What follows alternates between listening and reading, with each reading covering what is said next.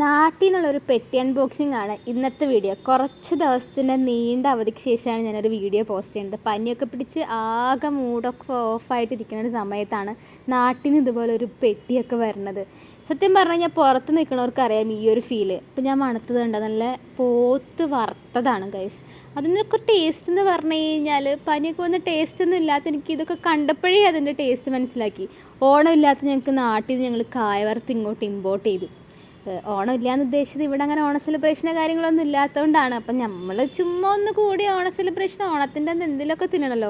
പിന്നെ മെയിൻ സാധനം ഏത്തപ്പഴം. ഈ ഏത്തപ്പഴം ഞങ്ങൾ നാട്ടിൽ നിന്ന് ഇങ്ങോട്ട് കൊണ്ടുവരാനുള്ള കാരണം ഇവിടെ ആ പറഞ്ഞ സാധനം കിട്ടില്ല.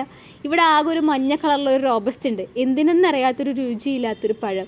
പിന്നെ ഞങ്ങൾ കുറേ സാധനങ്ങൾ ഇറക്കിയിട്ടുണ്ട്, ചെമ്മീൻ ചമ്മന്തിപ്പൊടി ഇതൊക്കെ ഉണ്ടാവും, ഉണക്ക മീൻ, വായിക്ക് എന്തെങ്കിലുമൊക്കെ രുചി വേണമല്ലോ, ഇതിന് വേണ്ടിയാണ് ഞങ്ങൾ ഇങ്ങനെ സാധനങ്ങളൊക്കെ. പിന്നെ കുറച്ച് ന്യൂസ് പേപ്പർ അല്ലറത്തിലെ സാധനങ്ങളൊക്കെ. അങ്ങനെ ആദ്യത്തെ പെട്ടിയുടെ പണി കഴിഞ്ഞു, അടുത്ത പെട്ടി തുറക്കുകയാണ്. ഇതിനകത്ത് ഞങ്ങൾക്ക് തിന്നാനുള്ള സാധനങ്ങളൊക്കെയാണ് കൂടുതൽ. ഇത് പാലട മിക്സാണ്, പായസം വെക്കണമല്ലോ, ഓണത്തിന് പായസം ഇല്ലാണ്ട് എന്തല്ലേ. അപ്പോൾ അതിന് വേണ്ടി ഞങ്ങൾ അവിടെ നിന്ന് കൊണ്ടുവന്നതാണ്. ഇതിനകത്ത് നല്ല പോത്ത് റോസ്റ്റ് ചെയ്തത്, പിന്നെ കുറച്ച് കറി ഐറ്റംസ് കാര്യങ്ങളൊക്കെ ഉണ്ട്. 2-3 ദിവസത്തേക്കുള്ളിൽ നിൽക്കില്ലെങ്കിൽ 2 ദിവസമെങ്കിലും വേണ്ട, ഒരു ദിവസമെങ്കിലും മനുഷ്യൻ്റെ വായിക്ക് രുചിയുള്ളത് കഴിച്ചിട്ടെന്ന് വെച്ചാൽ കഷ്ടപ്പെട്ട് ഞങ്ങളെയൊക്കെ ഓരോരുത്തരുടെ വീട്ടിൽ നിന്ന് അയച്ചു കൊടുത്ത സാധനങ്ങളാണിത്. പിന്നെ പച്ചക്കപ്പ. ഈ കപ്പ എന്ന് പറഞ്ഞ സാധനം ഞങ്ങൾ ഈ പരിസരത്തൊക്കെ തപ്പി എങ്ങും കിട്ടുന്നില്ല. തിന്നാനുള്ളൊരു കൊതി കൂടിയിട്ട് ഒരു 4-5 പീസ് കപ്പ, പിന്നെ കുറച്ച് പയർ, അങ്ങനെ കുറേ അല്ലറ ചില്ലറ സാധനങ്ങൾ കറി വയ്ക്കാനും ഒക്കെ ആയിട്ട് ഞങ്ങൾ കൊണ്ടുവന്നതാണ്.